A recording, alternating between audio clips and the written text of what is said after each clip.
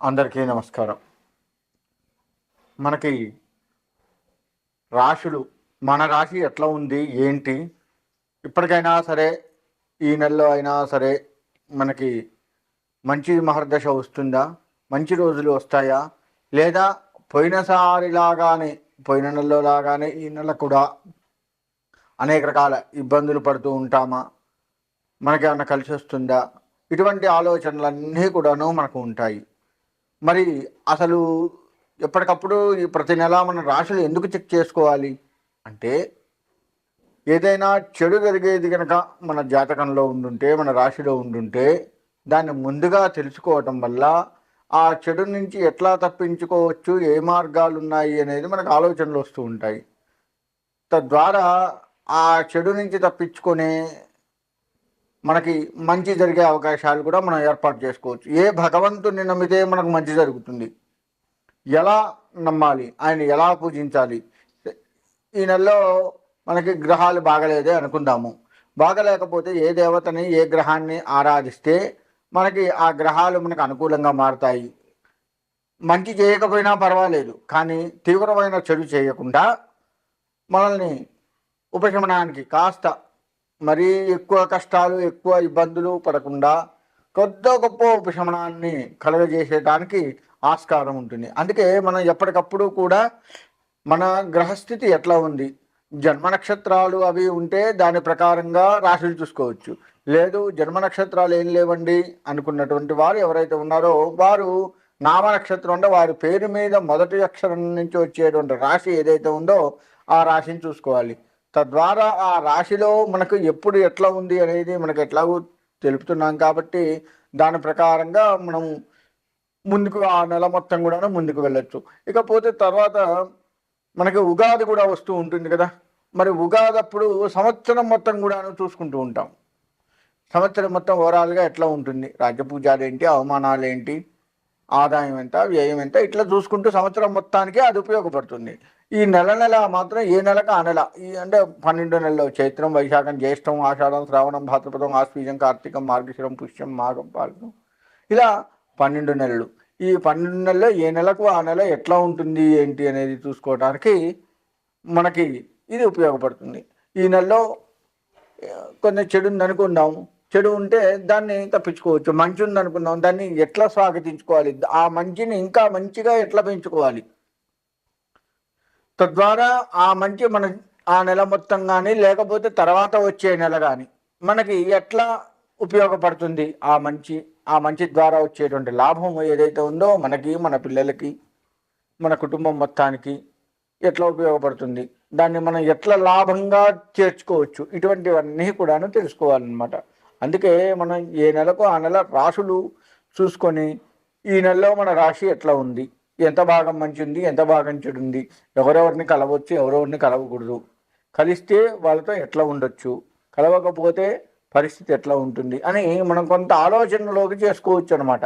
అందుకే మనం ఏ నెలకు ఆ నెల రాశులు చూసుకునేది.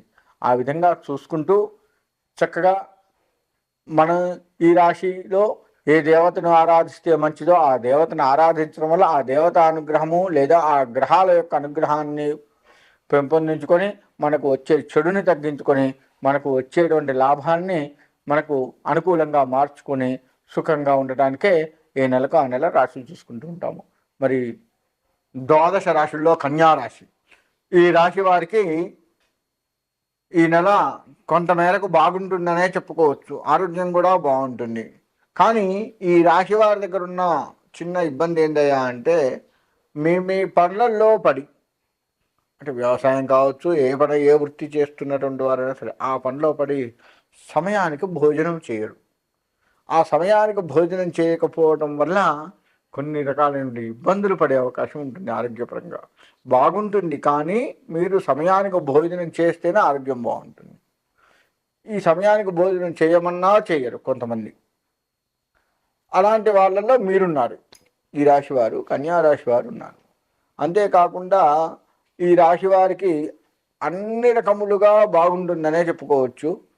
ఈ ఉద్యోగస్తులకు ఒక్క విషయంలో తప్ప మిగతా రంగం అందరికీ కూడా బాగుంది. అయితే ఈ రాశి వారిలో గొప్పతనం ఏందయ్యా అంటే మీరు పక్కన వారి మాట అంటే మీ సోదర సోదరీమణుల మాట వింటారు, తద్వారా లాభాన్ని చేకూర్చుకుంటారు.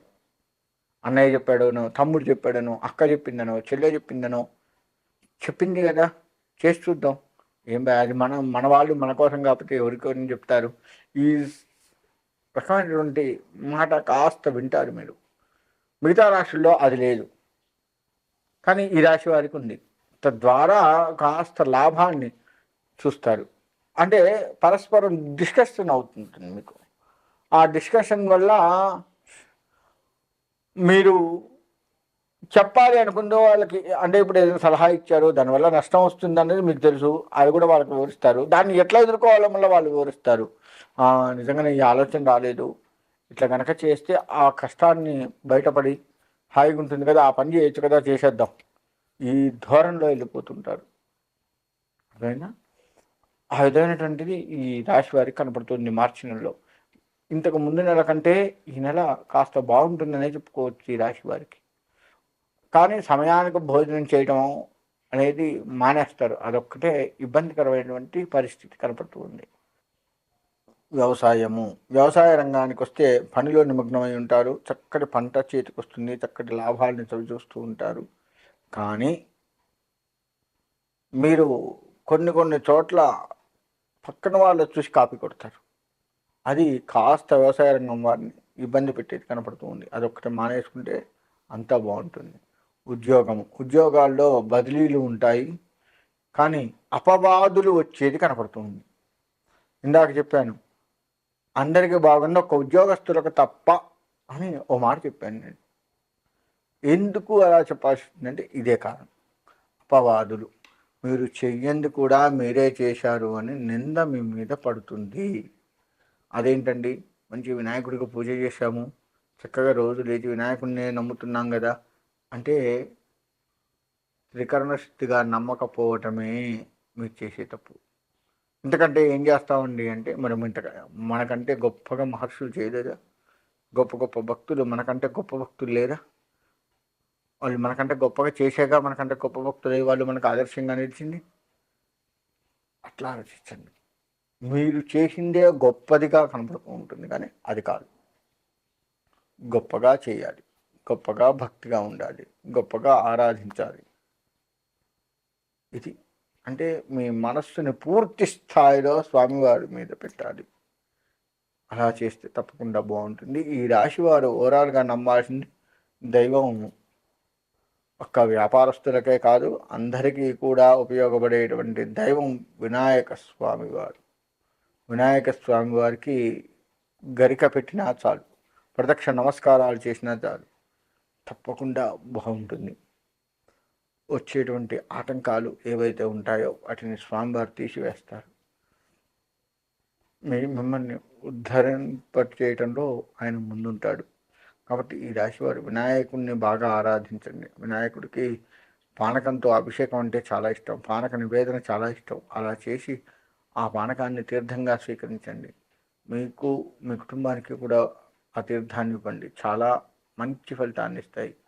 ఇటు ఉద్యోగస్తులు కావచ్చు, వ్యవసాయ రంగం కావచ్చు, విద్యార్థులు అయితే మాత్రం బుద్ధిబలాన్ని పెంచుకోవడం కోసంగా వినాయకుడిని ఆరాధిస్తూ కష్టపడి చదువుతూ ఉండాలి. అలా అయితేనే మీరు గట్టెక్కుతారు. ప్రతిదీ కూడా మీరు అశ్రద్ధ వహించేది కనపడుతూ ఉంది, అది కాస్త ఇబ్బందికరమైనదిగా మీకు ఉంది. కాబట్టి ఆ విధమైనటువంటి ధోరణిలో మీరు ఆ తప్పు చేయకుండా, ఆ విధంగా ఉండకుండా కాస్త ముందుకు వెళ్తూ ఉండండి, మీకంతా మంచి జరుగుతుంది. రాజకీయ రంగంలో ఏంటయ్యా అంటే ప్రతి పనికి ఆటంకాలు వస్తూ ఉంటాయి. ఎక్కడికి వెళ్ళాలన్నా ఆటంకం. అది కాదు కానీ ఈ పని చేసి వెళ్దాం, కాదు కానీ వాళ్ళని కలిసిపోదాం, వీళ్ళని కలిసిపోదాం, వాడు వస్తున్నట్టు ఆగుదాం, ఇలా ఎక్కడో చోట ఆటంకాలు వస్తూ ఉంటాయి. ఆటంకాలు కొన్ని రాజకీయ రంగంలో కొన్ని మంచి జరుగుతున్నప్పటికీ కొన్ని చెడుదారులు తీసుకొని వచ్చే అవకాశం కనబడుతుంది. కాబట్టి అటువంటి ఆటంకాలని అధిగమిస్తూ మీరు రాజకీయపరంగా ముందుకు వెళ్తే చాలా బాగుంటుంది. ఇక